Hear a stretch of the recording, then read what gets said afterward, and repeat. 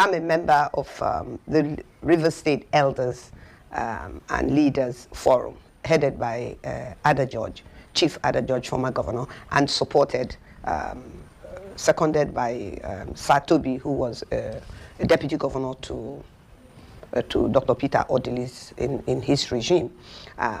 We definitely are listening and looking and hearing what is being said. And so now, at the end of the day, and that is why I also said earlier on in some of my interviews, that IBAS haven't been instructed to come to River State and hold the fort in River State. Should have declared his assets. You don't just walk into a government without declaring your assets when the person who was there before you had declared their assets. That's one. Two, we're talking about humongous amounts of money. We're talking about billions that belong to River State people. We're talking about a government that has bank accounts in Nigerian banks.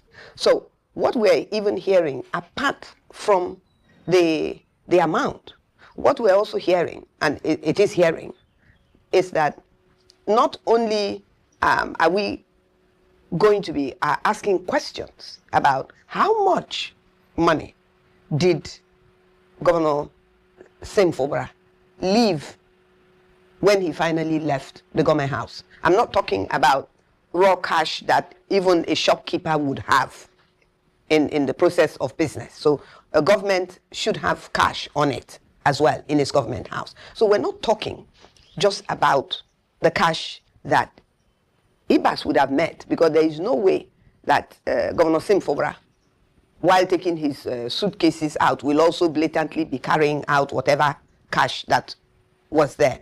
So we need to know how much did Governor Simfobra leave, and Governor Simfobra will confirm that. And we also need to hear from IBAS how much he met. We also want to know how much was in our bank accounts. And IBAS will also have to confirm that that is what he meant. But as far as the amount is concerned, the banks will be the people that will make the final confirmation because it's in their custody. Now, we're also hearing, and it is hearing, that bank accounts are being moved from one bank to the other. That is wrong.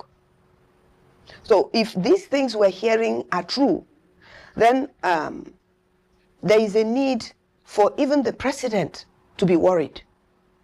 I say that because the president has made the decision, and now if money goes missing, we need to let him know, he needs to know, that there has been misuse of River State people's money. So not being a spokesperson of the Elders Forum, but being a member of the Elders Forum. All I can say is that we're discussing it, and we will continue to discuss it.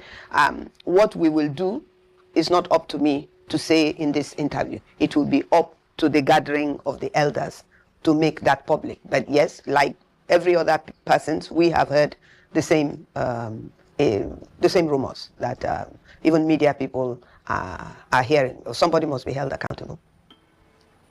If I recall what the president said when he mentioned him, I've never heard of him before in my life.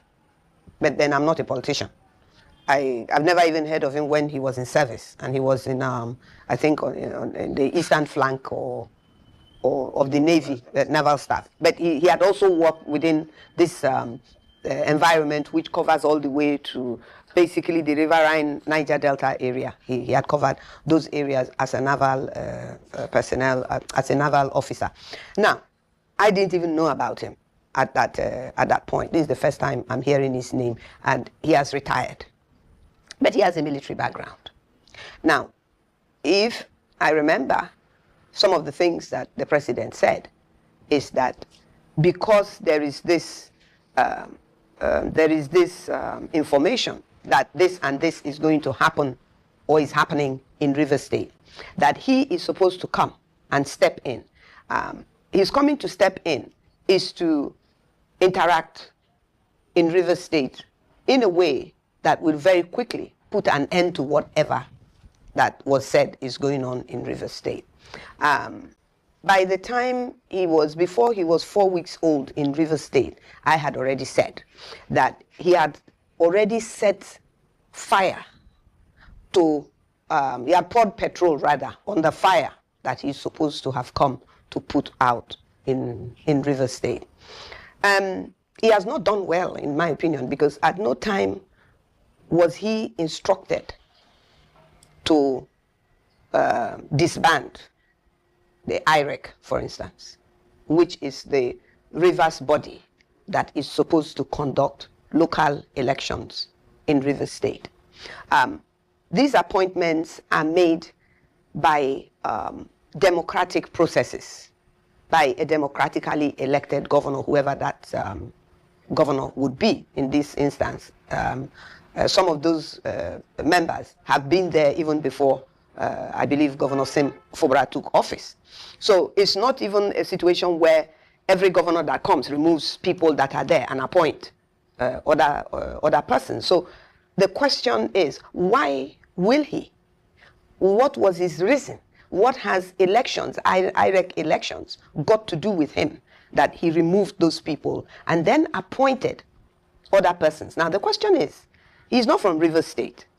So if he's not from Rivers State, how did he know those people to appoint them?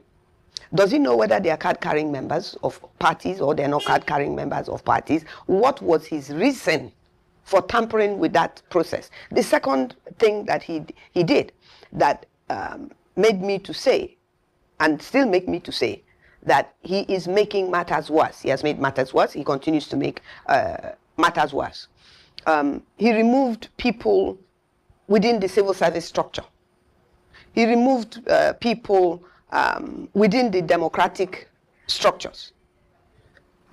That is not part of whatever he was told to come and do. He has made all these things worse. Now, when Governor Sim Fubara comes back, and we believe and know that he is going to come back, when he does come back, if I were him, I will ask myself, who are these people that I'm going to be working with?